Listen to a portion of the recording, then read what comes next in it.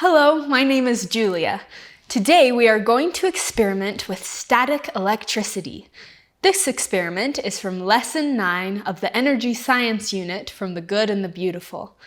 For this experiment, we need paper plates, salt and pepper, confetti, tissue paper, a washcloth, and a plastic spoon. Let's start by mixing some salt and pepper on the plate and spreading out our other materials. We are going to rub our plastic spoon back and forth across the washcloth to create some static electricity. What do you think will happen when we hold the spoon over the salt and pepper? Let's try it and find out. Can you see the pepper moving around the plate and jumping to the spoon from the static we created? The pepper is lighter than the salt, so it moves easier.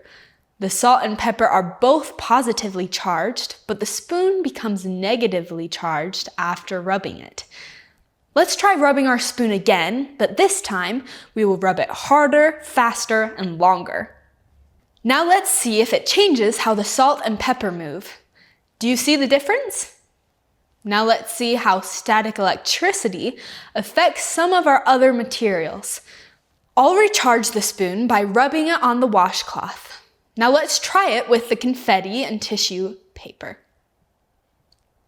Which of our materials was most affected by the static electricity? Try this experiment at home with other materials and see what happens.